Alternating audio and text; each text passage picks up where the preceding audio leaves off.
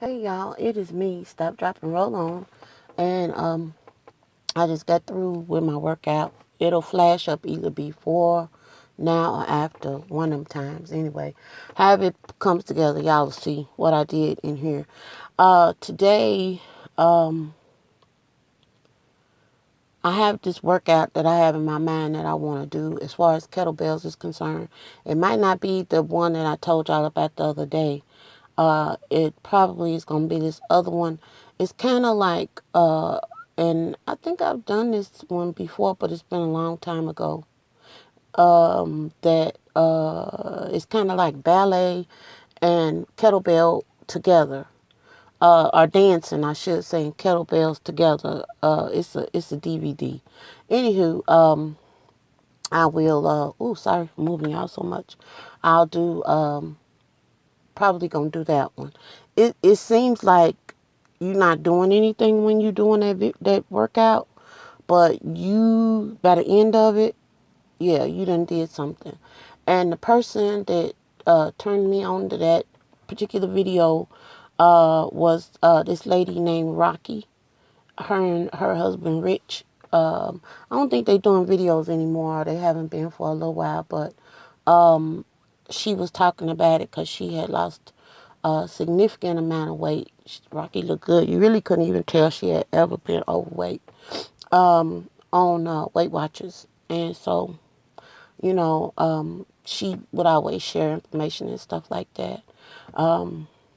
Anyway, when I was doing my workout today, I was listening to one of the pastors that I like, and usually, I won't even say usually, it's just like, you have these people that you listen to, and it's just like, when you read the Bible, every time you read the Bible, you learn something new. It could be something, a passage that you read over and over again, and then you just read it, and then you get something different out of it.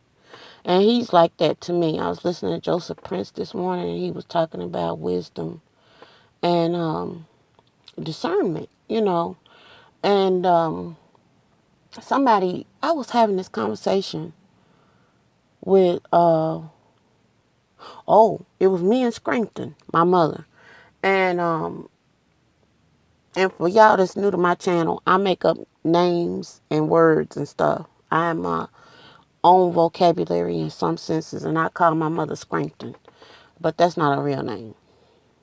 But anyway, she and I were talking, and we were talking about how back, like when she was growing up, that she could pretty much count on the older people. I mean, not just females, but older men and women to have some type of wisdom or knowledge of a thing to offer. If you were ask, if you ask of them, or even if you didn't ask of them, if they saw you doing something that was, uncomely. And so she said, "What do you ask me? What did I think about? Did I think that still held true for today?" And I told her, "No, I don't think it does." I said, "I know that it's supposed to, because there's clearly, biblical reference that says that the older women are supposed to teach the younger women, and that, and talking about that a gray head is supposed to represent wisdom." I mean, it's kind of like you go down the street and you see these places that have a little sign in the door that says safe house, or a safe place is what it says. And you'll see it sometimes on libraries or at the fire station or something like that. To me, when I see that, I know what it means. And technically, to be honest, if you have children, especially school-age children, and people like, folks, young folks that are out moving around and getting on and off buses and stuff like that, they should know what that sign means. That if something comes up, if someone is bothering you, if you are in imminent danger, if you see this sign, this is a place that you can expect to go into and receive help. That to me is what a person walking around, not prematurely gray, but advanced age with a gray head should represent. That should represent a safe place that I go to, a person that I can go to. Now, God's number one on my list all the time.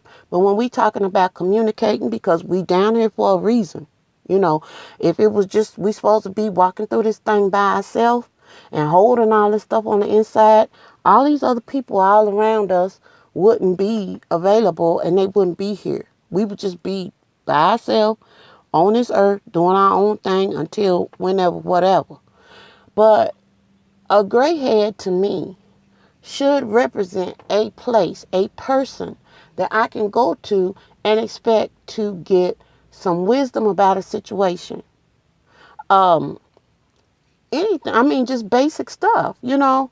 But, I was telling her now, not necessarily so. Because you sit up, all you got to do is look at television, go out in the streets, look on social media, and you see these older people doing stuff that these younger people shouldn't be doing, but the older people right on the side of them doing it. So I don't feel comfortable just using a gray head as an indicator of it being a safe place for me to seek knowledge.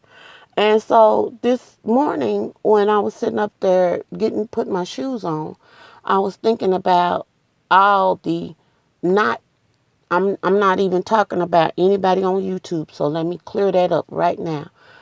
Unsolicited advice that I'm getting. And I'm not so whatever that I can't take advice. But if you ask me, and this is something that happened yesterday, somebody asked me about what supplements I was using. Just again, let me preface this with saying this is not anybody here on YouTube at all. What supplements I was taking, and so I gave the person the laundry list of stuff. And I'm taking this stuff because some of it I need to take and some of it I want to take. And I sense that I need to take it until I can get my nutrition down pat and incorporate things that I need to incorporate dietary wise. And I still might probably continue to need supplements even at that point. However, after I explained to this person, these are the supplements that I'm taking, I got this response, and I'm talking slow because I'm trying to word this where the understanding of it isn't lost. I got the response that, well, sounds like you got that down pat, but I'm using such and such and such, and I just want to share that with you because I was doing what you're doing, and I'm able to get everything I need right here in this shake or whatever it is. I sense that it's some type of something. And so I'm sitting up here and I'm thinking, you asked me a question and I answered it. Where I come from, if I'm asking a question, and you give me an answer, that's pretty much it, unless I have another question predicated on the answer you gave me. But it's not, okay, my old self would have interpreted that as, well, maybe what I'm doing isn't good enough, or maybe maybe it's, is that the next best thing? And that, to me, is how I have gotten off of, off my path before. And this is how I know along the way that I am very different this time, because that right there would have been a thing that would have sparked something up here that would made me wonder. And the word wonder is really not the right word. The word doubt is the correct word. Doubt what I'm doing and that appears to be working for me. That is something that what I'm doing or what I would have been doing at this point is something that's working for me, that I can see the benefit of, that or either I haven't given it a chance to work, and then here's something else, and I'm going off on this path over here because this person done came up and said this is the way to go. I know that in this instance, I have some wisdom that I didn't have before. Because after that person responded back and told me they were going to send me, this email and all of this stuff, because they've been trying every which way to get me hooked up in some kind of way. It's like, well, if you get on Facebook, and I'm like, I'm not trying to be a part of anybody's fan club. My number one goal right this minute, and I ain't going to say it's the number one goal. Let me put it up there on my list of things to do. Because my number one goal, y'all already know. But on my list of things to do is to get this weight off. And it's to do it in such a way that I can consistently get through with getting the weight off and then move over into maintenance and just maintain my weight loss. With the ups and downs that I already know are part of that process. But this here, every time somebody say something, oh, I'm over there. Oh, I'm over here. Oh, I'm over there. That is what has hindered me in the past.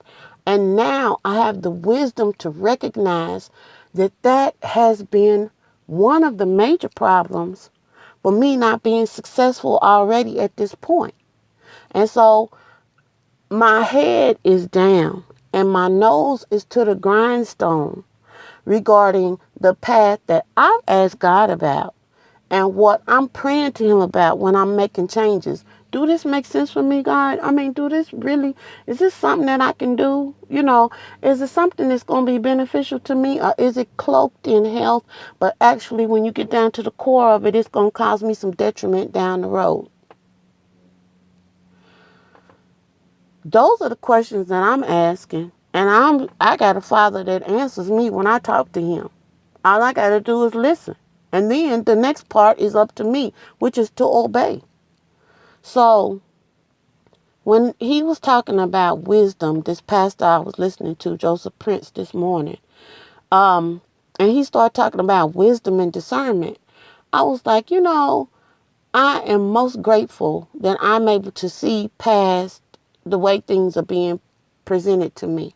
I'm most grateful that I have the discernment to see it and the wisdom to know that I don't have to do that. If that's what you're doing, hand in the air, fist bump, chest bump, all of that, I'll give it to you. But where I'm at right now is, and I know that it's going to be like this, but I'm still, and that's all I got to say. Y'all, if you done said you need to work out today, it's yet early. I'm out here, finished, getting ready to go to the house. Get your workout in today, okay? If you said you're on a path, stay on your path.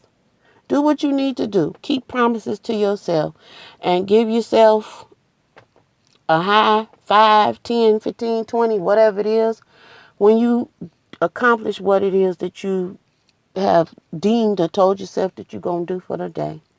I'm finna hush my mouth. Y'all have a good day.